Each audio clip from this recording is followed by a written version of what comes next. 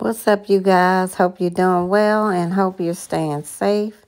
This is your favorite licensed master hairstylist, M. Williams, with over 30 years in the hair industry.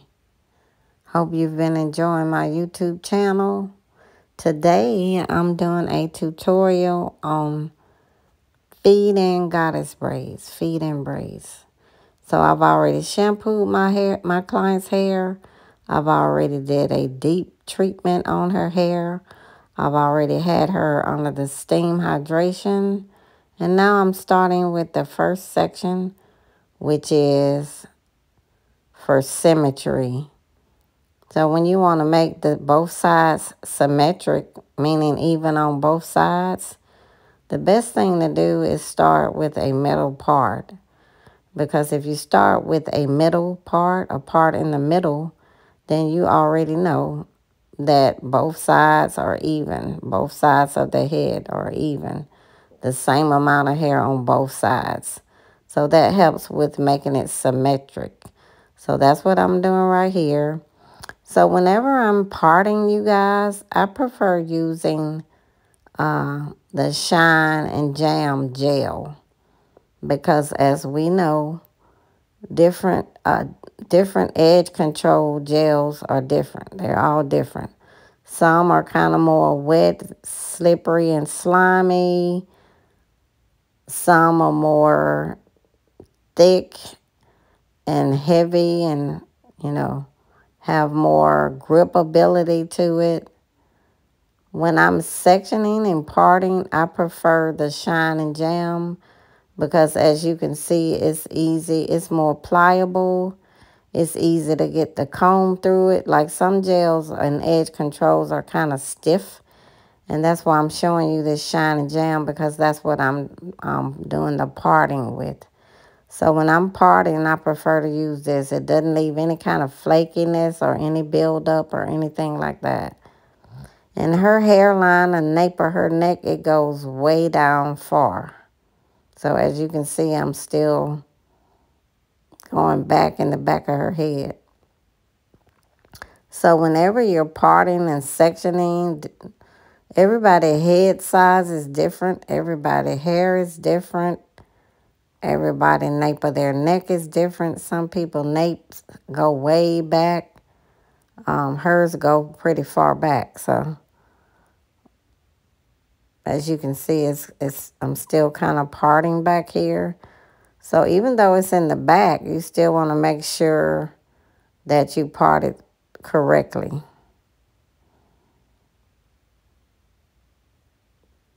So I prefer these braiding combs with the point and the rat tail on the end where the teeth, where it looks like about 2 teeth are missing.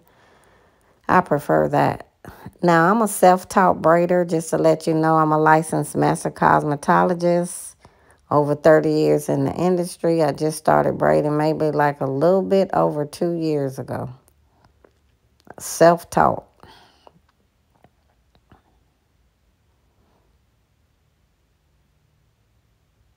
So these feed-in braids, I thought they was going to be like a really, really big challenge to try to do them. Because when you're looking at people do them, like braiders do them different ways. Like some braiders take their hair and wrap it around and do. To me, that's a lot of different work, unnecessary work, in my opinion. I'm always trying to do as less work as possible, because if you can get the same result and do less work, then that's going to be more stress on your body, less stress on your body, less stress on your arms, less stress on your legs because you're not standing up longer.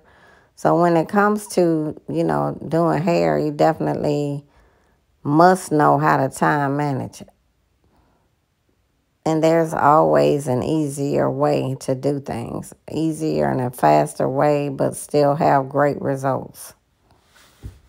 So this first section, whenever you're sectioning and you're doing straight back with any kind of thing, whether it's braids or whatever, feed-in braids or just cornrow braids, whenever you're doing straight backs, this first section that's over the ear on both sides, the first sections that's right by the ear, you're going to kind of curve it. It's not going to go straight back. It's kind of going to curve. So you see that curve? So it kind of curves almost like the shape of the ear, you know, almost. So that first section on each side of the head next to the ear, you're going to curve it. All the rest of the sectionings are going to go straight back. But the way the head is shaped, the way all of our heads is shaped, you know, you have to kind of curve it. So that's why you see me curving it. So whenever you're sectioning, you know, you definitely want to check, double check, and all that. So I'm pre-sectioning the hair. So I'm going to just do like 2-strand flat twist just to, you know, get the hair out the way and have it section off. Now, she loves to wear her hair color treated. She has very fine, soft hair, natural hair. And she loves to get all different kind of colors and stuff. And I really would like to see her more in the salon with all this color that she has. So now I'm just going around the front. Because sometimes you can be parting someone's hair and you standing behind them doing the parting and the sectioning. And from behind their head, it can look like everything is perfectly straight. Like it can look like it's just perfect. But when you go and stand in front of the client or you turn the client to the mirror so you can see, you know, if the part is straight, if the section is straight, a lot of times it may not be. So even though you're doing the sectioning and you're standing behind the client, you definitely want to go in front, especially when you see I have this, so I'm going to go around the front. So I'm not going to go all the way back with the part because that would be a waste of time. I'm not going to do that until I'm sure that the part looks straight. And then I'm going to take it on back. Because if I part all the way back to the nape of her neck and her nape goes back really far, then I've done all that kind of in vain, right? So I just do that first part, like maybe section it back to maybe where the ear, maybe the middle of the top of the head. And then I'm going to go in front of her, or either I'm going to turn the client to the mirror so I can look and make sure that the part is straight. Because standing behind a client, it's going to always look like it's straight. But once you go and step in front of the client or turn the client to the mirror, that's when you like, wait a minute, okay. So it's best to just go ahead and section it to the top of the head and then go stand in front of the client or either turn the client to the mirror just to make sure it's definitely straight. That's all I was doing, standing in front of her to see if it's straight. So again, her nape goes way back. So you see me going way down. I'm still parting. And again, people's head sizes are different. People's hair texture is different. And some people's hairline on the nape of their neck goes back really far. So hers go back pretty far. So I'm still parting, but I'm still being cognizant of the parting and the sectioning to try to get it as straight as I possibly can. One thing about doing these pre-sections and pre-parting is once you've done with everything and you got everything sectioned off and parted off, see I'm standing in front of her now to check the part again, make sure it's right. So one thing about the pre-prepping that I'm doing, once I finish pre-prepping and do the flat twist on all of her whole head, that's going to pretty much give me an idea of what the finished look is going to look like. It's going to show me the finished look before I even do it. So that's kind of a great way to know if everything, if everything is symmetric, excuse me. That's a good way to check it. So by doing this pre-sectioning. And if you're new to doing this, you definitely want to. Because I know when I first started doing the Feed In Braids, it was like, oh God. Because it just was, to me, it's a lot going on when you're trying to do the Feed In Braids, because you got to keep adding hair and keep adding hair and keep adding hair. So the last thing you want to worry about is if the part is straight and all this other stuff. So it's best to just, if you pre-prep like what I'm doing, and you see she has color-treated hair. So my color-treated hair clients, I try to get them to come in at least once a month, and I try to get them not to do the a lot of heat, because, when you lighten your hair or you get color and all of that stuff, it's just going to dry your hair out. So if you do get color, or you get your hair lightened or brightened, it's going to make your hair more dry, because it's pulling the melanin out, which is the darker color of your hair, and so it tends to make the hair drier.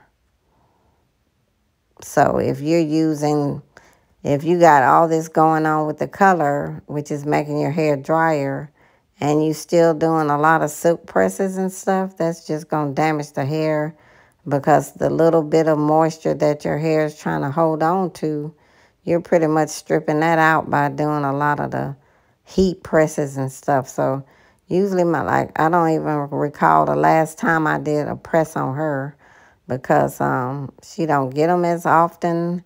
She's pretty compliant with the advice that I give her, because her hair has been all kind of colors. And so if you look on my YouTube channel, you will see that I have another video with her on it where I did a color removal, and then we did this red color. So I'm still just pre-sectioning, just flat twisting the hair. That's all I'm doing. Still doing that.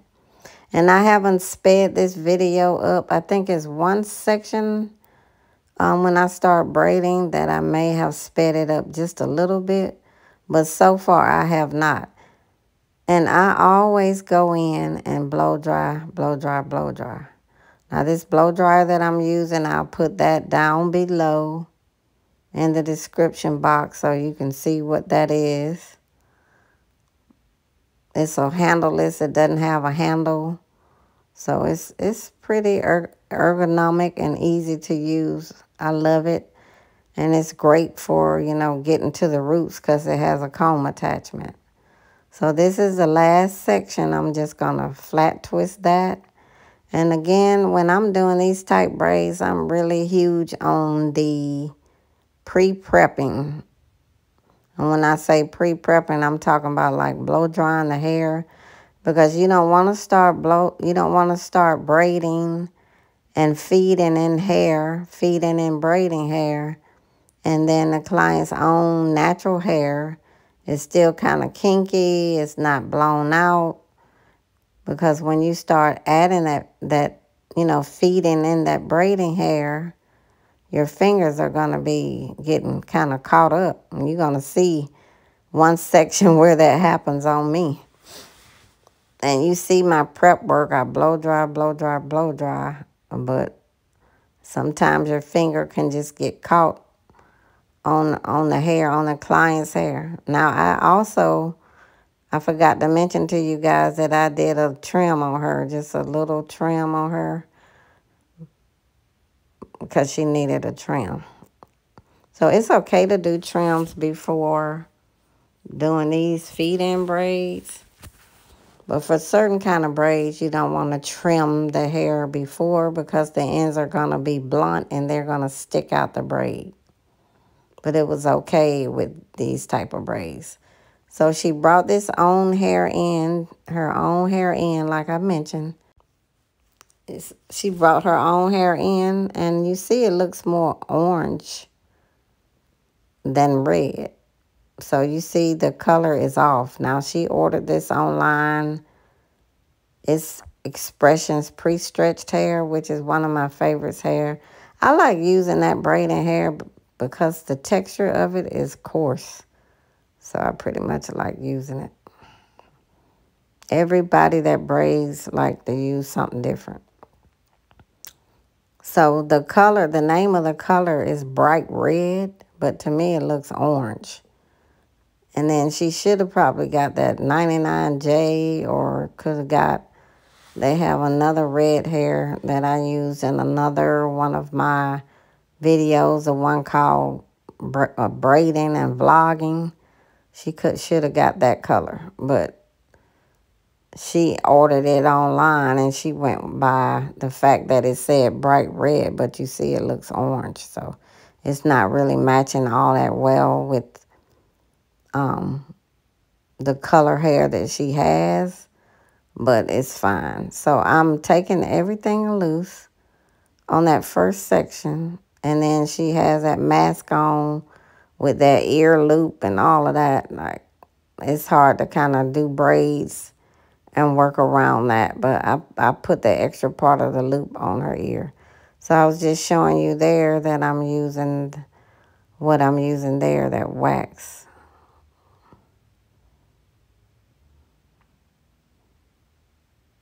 So I like using that product just to lay the hair down a little bit. That Murray's Edge wax. It's called Murray's Edge wax. Now, they have two different ones of that. They have one that's a mild hold, and that's the one I have and that I'm using. And then they have one, I think they call it extreme hold. The extreme hold, I tried using that one time. I didn't like it, because it's very hard and very firm and very stiff. So I like the one that I'm using now, the regular one, because you see, even though I put a lot on there, it's still pliable. So I kind of split the hair down the middle, and then I put some Shine Jam in there. That's going to just all make the hair more pliable and more easy to use, and more easy to get your fingers through. So I comb and comb and comb, because at the end of the day, I don't want to be adding in, feeding hair in, braiding hair in, and then the fingers get caught. So I try to do everything to avoid that, which is why you see me combing, combing, combing.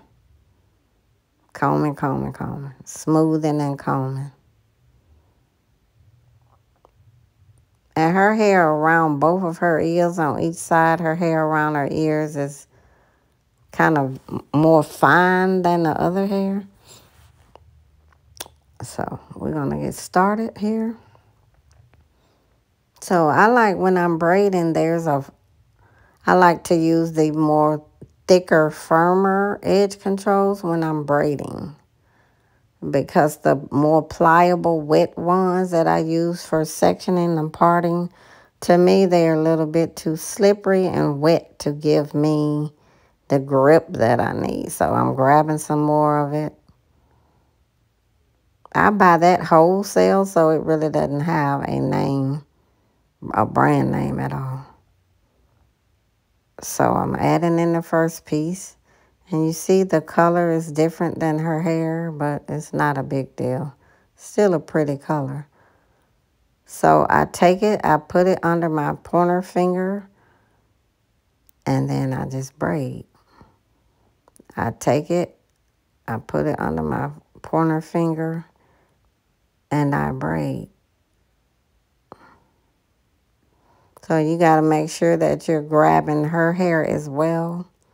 And another thing too, when you're doing feed-in braids like this, sometimes the braiding hair, like the ends of the hair, can start tangling up because you're adding hair in. You keep adding it in.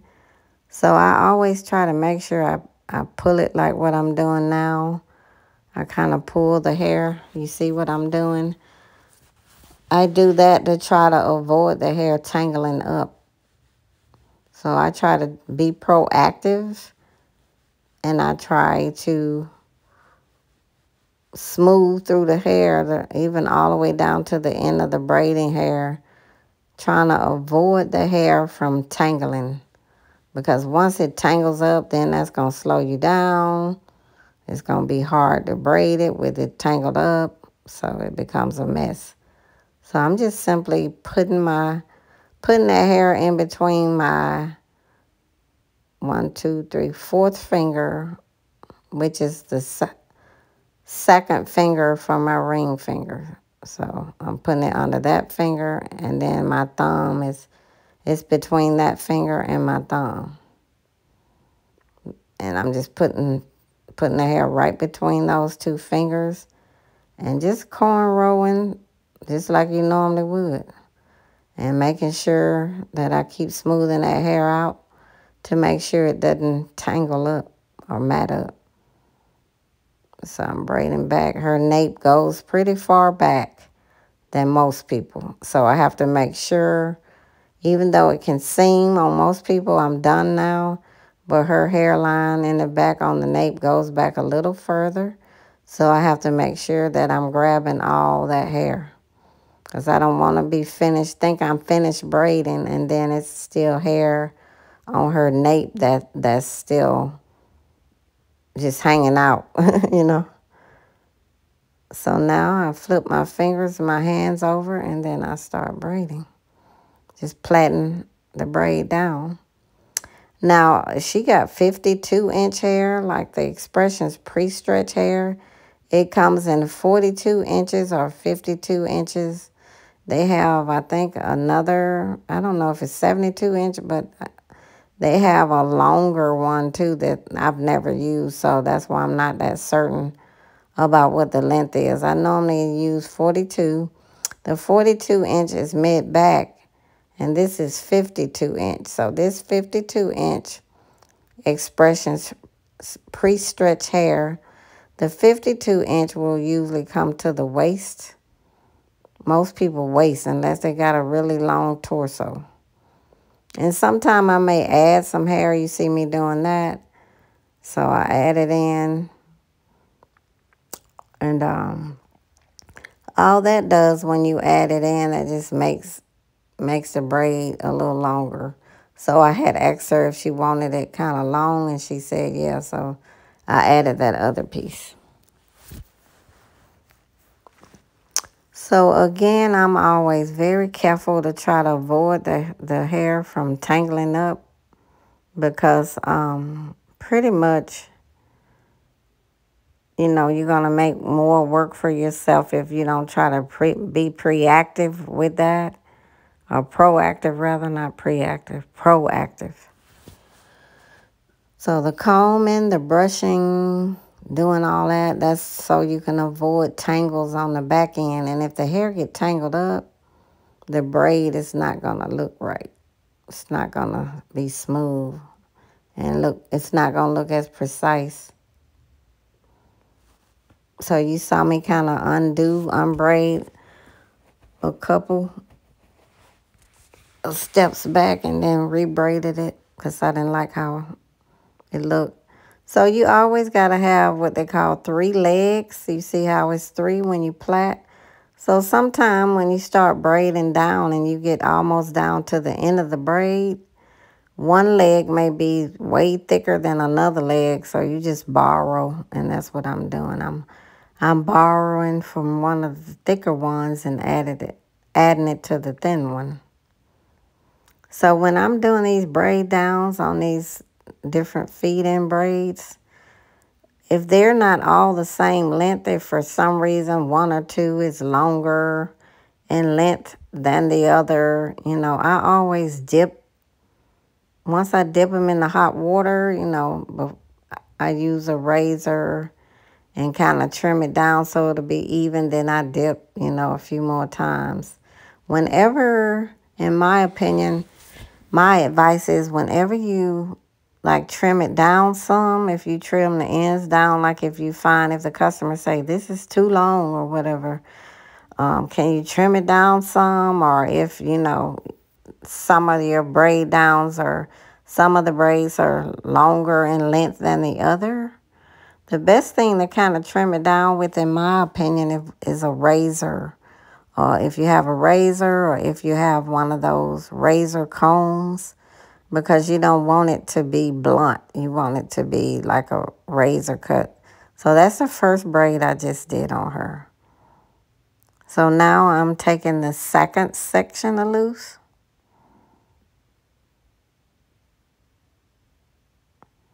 I'm making sure all the other sections are out of my way, and I'm taking the second section. And like I said, even though it's all pre-sectioned, if you need to make any changes, I think on this one I made a little bit of a change to the nape because her nape goes back so far.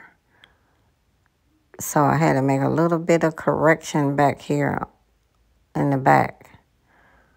Because sometimes, you know, once you add like some tension to the hair, which I did by braiding that one braid that I braided, then it may end up making something look a little bit off. And so that's what happened on that nape area. So I corrected that.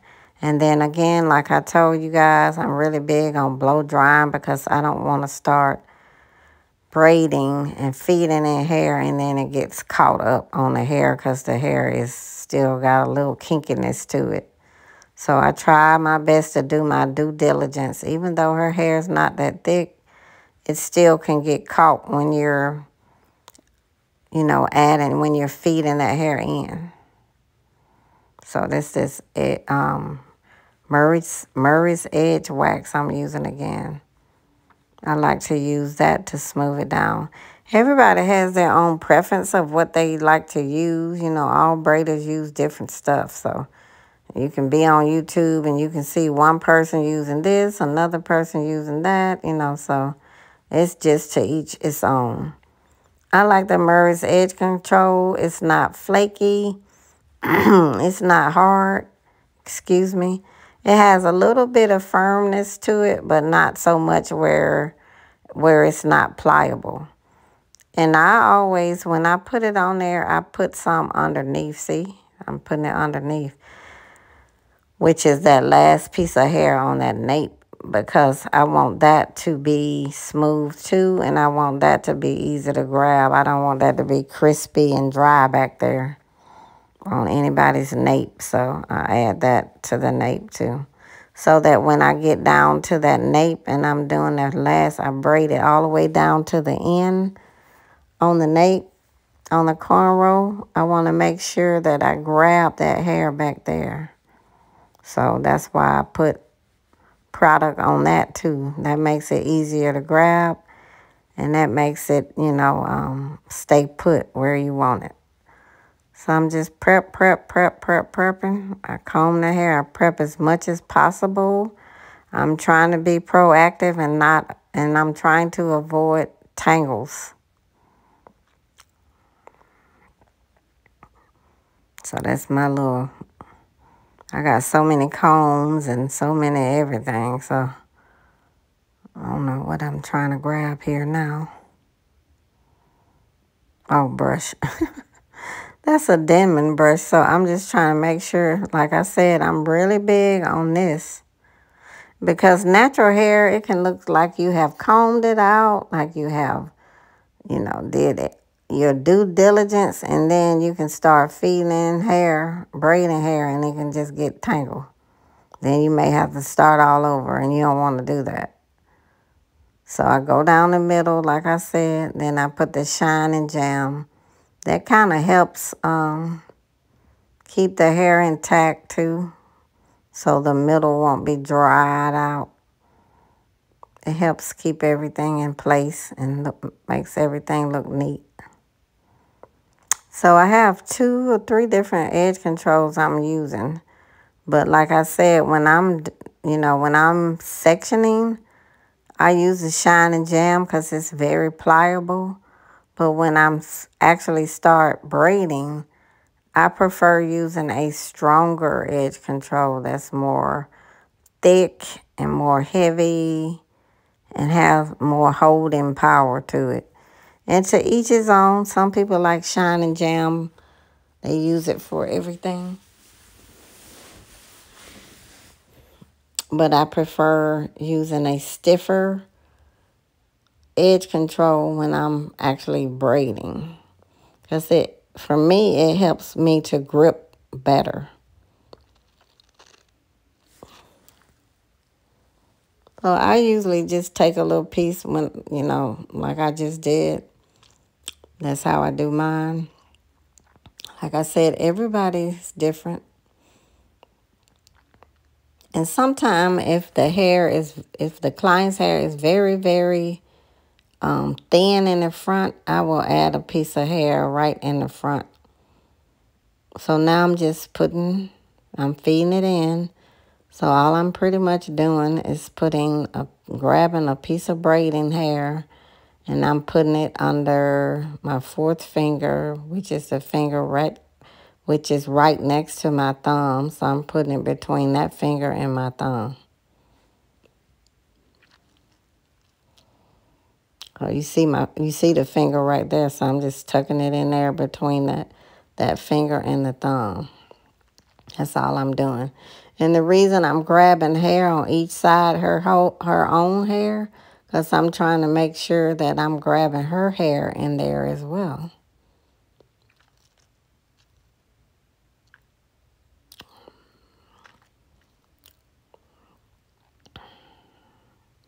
So again, I'm very cognizant of the braiding hair because sometimes it can tangle up because you're feeding hair in. So I try to be proactive, and I comb and I brush and I try to do my due diligence so that it won't tangle. So you see what I'm doing here? Almost like I'm combing it out. And sometimes it'll get caught on the client's hair, especially if the person need a trim really bad. If they need a trim really bad, I mean, it'll be just catching. Like you will have to comb through it a lot. But I trimmed her hair right before I did a little small trim on her. So as you can see me adding more hair in, it's getting a little bit more tangly. But so I'm going to brush it out. There we go. And whenever you have to do that, just make sure you hold your fingers firm so the hair that you've already braided won't come loose, won't slip or nothing. So you see that there's a huge color difference in the braiding hair and the color hair that she bought, but it's no big deal. It's still beautiful. So I'm just making sure I have that hair where it belongs, and now I'm tucking that piece in. That's the thing about feeding braids, feed in braids. You're doing a lot of stuff at one time. You're holding the hair, you're making sure the hair not, you see me, I'm having to keep, I don't know why it's tangling with this hair. In this section rather. So I'm brushing this out. It seems more like it's getting tangled on her hair. So I'm grabbing another. And then, you know, you may wonder, okay, how much hair do I know to add? I try to add hair to each piece, especially when I'm using colored hair like this. Because say, for instance, if her hair was black and I was using this color, you know, I try to grab as much as possible, but you don't want the braid to be humongous, like super huge. So, you know, that's why usually I put little small pieces of hair on the rack. Because if I have small pieces, but I really want to add a bigger piece, I can just grab two of the smaller pieces. But, you know, I don't want big, humongous feed in braids. So I'm still going back, and I'm still making sure that the hair isn't tangling. I'm just pumping the chair up a little because I'm in the back of her head. And like I said, her nape goes way back. So I'm still braiding, going back.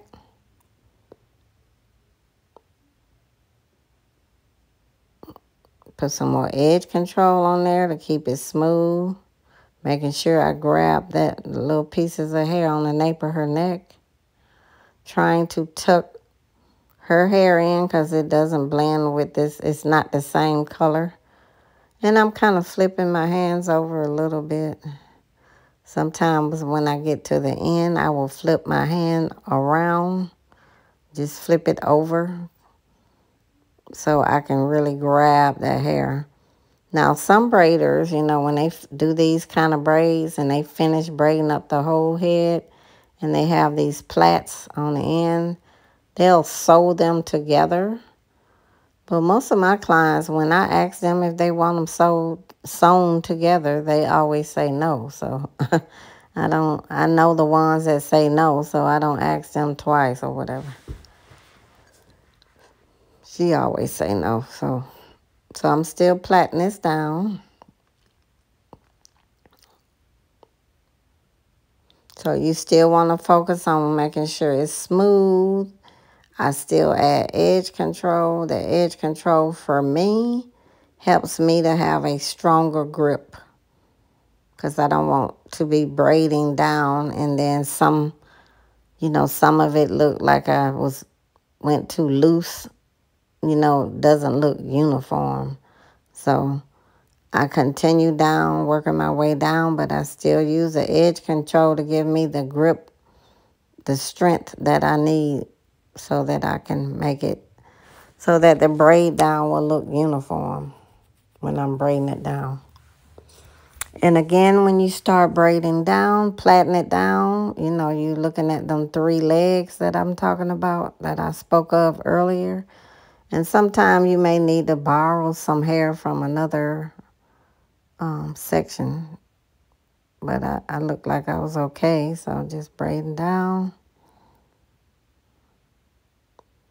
And again, I have everything in regular speed just so that you can learn as much as you can. So there's hair caught up in there. I'm going to throw that on the floor. Goodbye. I ain't got no love for you. Hair on the floor. So now I got another bundle of hair. I always brush it first before I use it, because if you don't, it can end up being tangled up. And then when you start feeding it in, you're going to have a mess on your hand because it's going to be tangled up hair. So when I grab a new bundle of hair, I always brush through it or comb through it every time, to avoid tangling and matting up when you're trying to braid down or plait, or when you're trying to feed in. That doesn't matter what kind of braids I'm doing. I always brush the hair out when I'm doing a new bundle. As soon as I grab the new bundle, I grab a brush or a comb. So now I'm about to be on the 3rd braid. So I'm just going to take this loose. And the parts look pretty good. So I just take I've done 2. So it looks like I did a total of 6. And she had sent me a picture, which was just like 6 braids. So I'm taking everything loose. And even though it looks perfectly straight, I always, again, do my due diligence, because if you don't, you're going to have a problem down the line, because you can just look and eyeball and look, and somebody's hair can look like it's good to go, and then you don't do your due diligence, and then when you start braiding and feeding that hair in, it's going to be a mess. So always, just second guess yourself by going ahead. Even though it looked totally straight and looked good to go, still do your due diligence. Because if you don't, when you start actually feeding in and start actually working on the braid, then you don't want to be held up, or you don't want, to be having problems braiding. So this nape of the neck, I'm back here again. Her nape goes back far. So I can think I have it straight, but that's the thing about the pre-prepping and the pre-sectioning. You can go back and tweak if you need to. And like I said, once you start braiding, and it's tight and you pulling tight, the braid is going to make things shift anyway. So it's going to shift around a little bit. So you may have to, tweak it a little. And so far, I've only had to tweak the nape of her neck. And her nape goes down pretty far. And even though it does go down far, you still want to do your due diligence and make sure that it's straight. back there, that the part is straight. So I've blown her out. I'm grabbing my Murray's Edge wax again. And the way you can tell the difference between the regular hold with that Murray's Edge wax and the extreme hold, because the regular hold that I was just showing you, the label is yellow, but the extreme hold, I think that's what they call it, the label is black.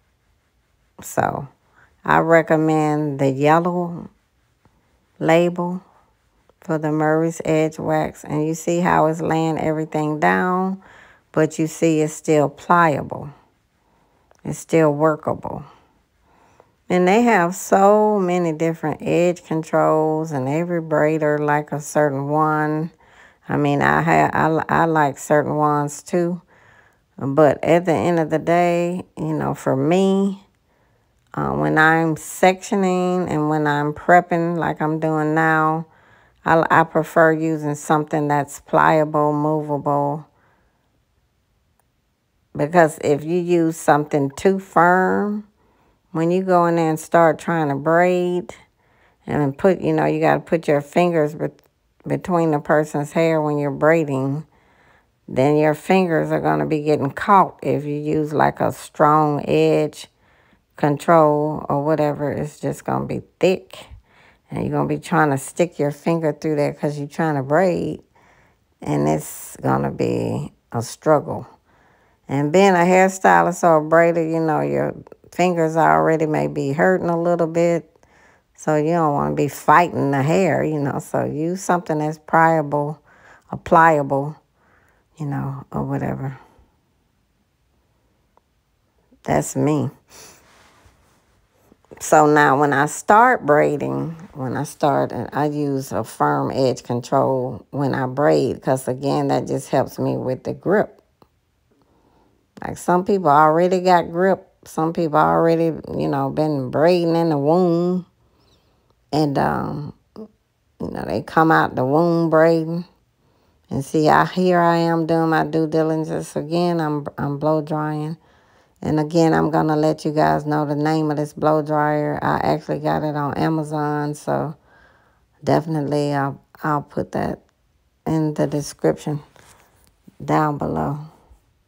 And the different edge controls that I'm talking about. It was, I had a favorite edge control, but I can't find it anywhere, you know, and it's been a lot of stuff now where you can't find nothing sometimes. So with this pandemic going on, it's hard to find certain things. So another one I was using, I think, and it smells so good. It smelled like candy. But I think it was leaving a buildup, because on some of my clients' braids, when I first started using it, I was like, let me know if you see any kind of buildup or any flakiness or chalkiness. Because all the edge control I use, it does not leave flakiness, chalkiness, or anything else. So a couple of my clients told me it did, so I stopped using it. First, I had to figure out which one it was, because, you know, I have a few that I like, so I figured out. And when I couldn't find my favorite one, I started using a couple of them, so I figured out which one it was. So even though it smells delicious, like candy, but it leaves like a white buildup. I don't think it flakes up, but it does leave like a white buildup.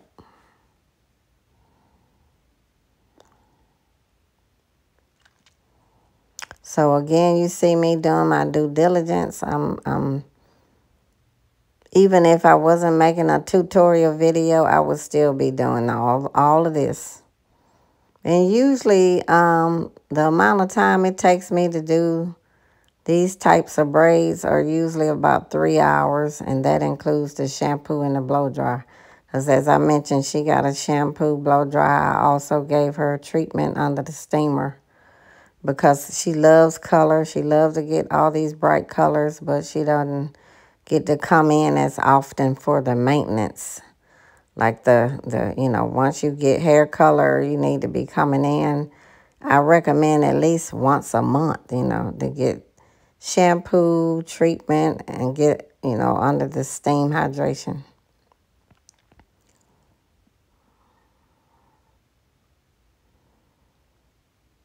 So here I am, and again, all I'm doing is just sticking the hair under my, in between my thumb and the finger next to my thumb. That's all I'm doing. Now, some braiders, they take the hair, they throw it over, they pick it up later. To me, that's a lot. Now, I'm not trying to bash anybody on my channel at all. To each his own. Everybody do stuff how they do it. But for me, time management is everything in this industry. So to me, that's just a lot of work. Not only will it take longer to do all them extra steps, but after a while, you know, it's going to be making you tired, more tired, because that's a lot when you throwing hair over and flipping it over and then got to grab it later when you can just stick it right here. Just put the hair right there and keep it moving. You ain't had to do all that other stuff by throwing hair over, and you know, that's more work on your fingers and your arms and your hands. You know, you're already tired. So now I'm trying to do my due diligence here. You see me doing that. I'm trying my best to tuck her hair under. I'm trying to tuck too, because, you know, the hair not really the same color as her hair. So I got a bunch of things going on here. And I'm trying to avoid the braided hair getting tangled up. So I'm always cognizant of that as well. So I'm still braiding. On one of the sections, my finger got a little caught. Now, when people need trims, oh my God, it'll be like you'll be fighting with the hair trying to braid it, especially with these type braids. But I trimmed her hair prior to. See my finger? There we go. I got it. See, it's tangling a little bit. This might have been a section of her hair that needed some more trimming because it's getting caught. Now, when people hair need a trim, like I was just saying, this is an example of what could happen. Like the hair just, it'll kind of be getting caught like that. And when you're trying to get your fingers through it. So that's why I was saying I do my due diligence. That's why I comb out the client's hair. That's why I blow dry. Because it can look like it's smooth as silk. And then when you get in there and start feeding that hair in, that's going to be the acid test. That's when you will know for sure. And you see her own hair looks smooth.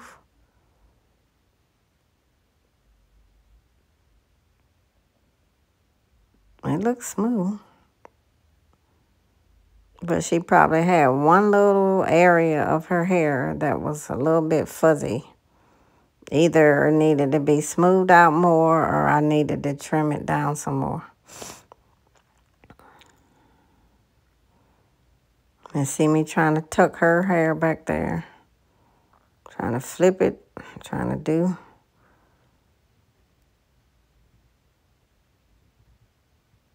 See, I be on that edge control. Because to me that makes, you know, it makes the braids last longer too.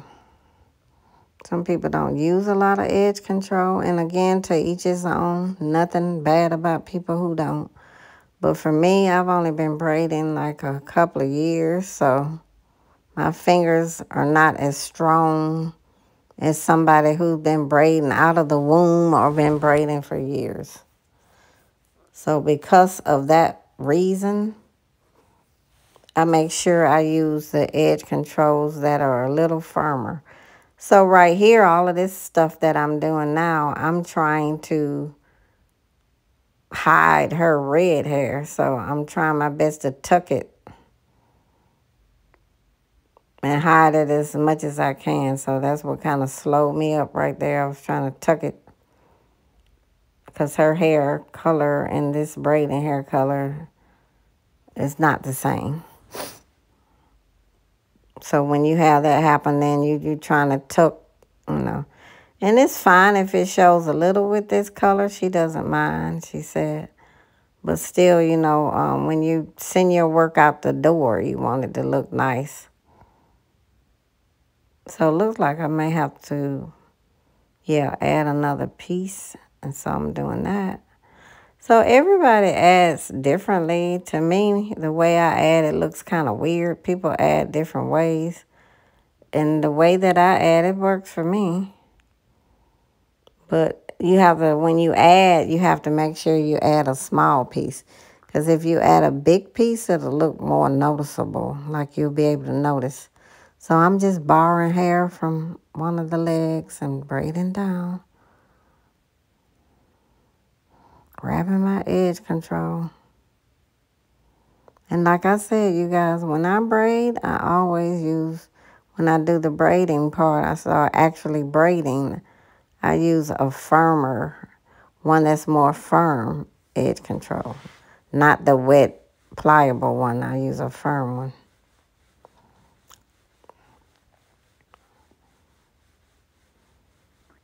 Braiding down. Borrowing. So I borrowed some hair. You probably saw me there do that. And all you're doing is when you're braiding down, sometimes you may have one leg with a lot of hair and then another leg that's about to run out of hair. So you just borrow. You grab some hair from the big leg and you, like what I'm doing now, see? Just make sure everything looks smooth and neat. And like I said, when you do your braid down, when you finish with completing the whole braided style, if some of the braids are longer than the other ones, that's a very easy resolution.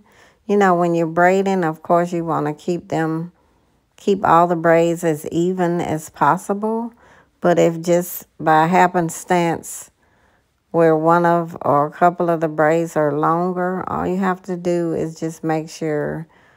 I suggest that you kind of use a razor to kind of trim it down because you don't want to use some shears or scissors and, you know, it be blunt. Like the ends are blunt, then it's going to unravel. So you want it to be where you use a razor and just trim it down and then re-dip it about 2 or 3 more times just to make sure it seals up good on the ends.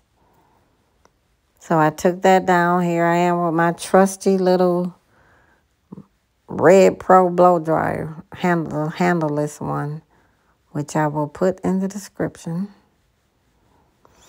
And if you guys could please make sure that you like, that you comment, that you subscribe.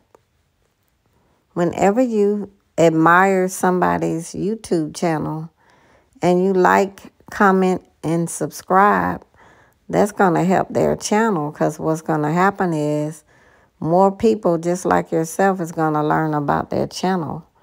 And so if you like my channel, that's going to help other people to know about it because the more activity that YouTube sees on my channel, and when I say activity, I mean like the likes, the comments, the subscriptions, like the more activity that YouTube see, then the more they're going to recommend, you know, my channel. Like you may be at work or you may be at home and it just pops up on your phone saying, you know, that YouTube sends a notification suggesting that you watch a particular video or something. Then it'll do that for my channel if you like, comment, and subscribe. So I've only had this channel, I think, since November. So I'm gonna, you see, I'm very diligent about posting because I stay very busy as a hairstylist. And I'm a licensed cosmetologist in Georgia, and I've been doing hair since came out of cosmetology school in 1981. And so you pretty much going to see everything on my channel. Like some stylists, you may just see weaves, or you may just see lace closures, or you may just see wigs, or you may just see braids. And not trying to bash them or throw them under the bus, but I'm saying 9 times out of 10 on my channel, you're going to see everything. You're going to see relaxers. You're going to see just a plethora of things. So my page is not going to be boring. You're going to get advice. You're going to see advice. You know, I owned a storefront salon for 13 years. And I had a team of commissioned stylists. Now I work alone. At some point, you may hear about like business ownership, you know, about owning a salon suite. You know, you're gonna hear all kind of stuff on my page. So, and share my page. Let people know. Let your friends know about my page. And you know, there's probably not many hairstylists out here that's been doing hair a really long time like me. That's, you know, on YouTube. I don't know. So if you could comment, like, and subscribe, and share, you know. If YouTube see my algorithms going up and there's more activity on my channel, they will definitely start suggesting my channel to more people. So you can definitely help me with that. I'm looking into doing contests on my channel. I'm just trying to figure out what type of contests, how to do them, and all that. Because I haven't been on YouTube but just a few months. So just bear with me, but just go ahead and hit the subscription button so that you can subscribe. Hit the bell so that you'll be notified when I upload a new video. And trust me, it's going to be more to come. I do all kind of services. I pretty much do everything, and I just started braiding a little bit over 2 years ago. So I still have this in regular speed. I thought I had sped it up a little bit on this part because pretty much it's redundant now. I think you pretty much have kind of grasped what I'm doing. And so I'm really big on trying to make sure, again, that as I braid it down, that the hair is not tangling up the braiding hair.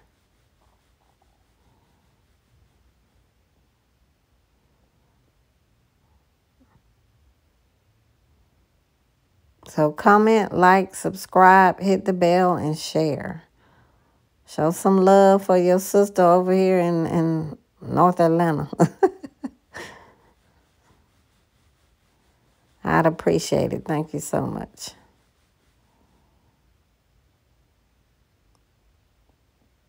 So you're just watching me. I just got 2 more left after this one.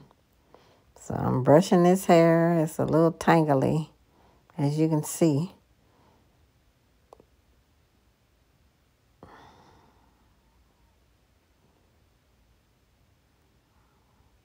So also, if you have any suggestions of anything that you might want to see me do or anything on this channel, any kind of discussion, I can't do any kind of YouTube live yet. My channel, I don't know how many subscribers you have to be able to go live, but I tried to go live on here once and it wouldn't allow me. So I don't have as many subscribers, but I thank God for the subscribers that I do have. So I'm grateful for the ones I have. So you guys just stay tuned because I'm going to start doing contests at some point. So let your friends know, comment, like, subscribe, and hit the bell.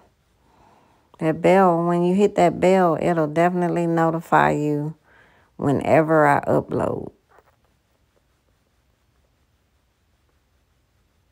So I'm down to the plait nut part, the braid down part here. So once I braid this one down, I just got 2 more.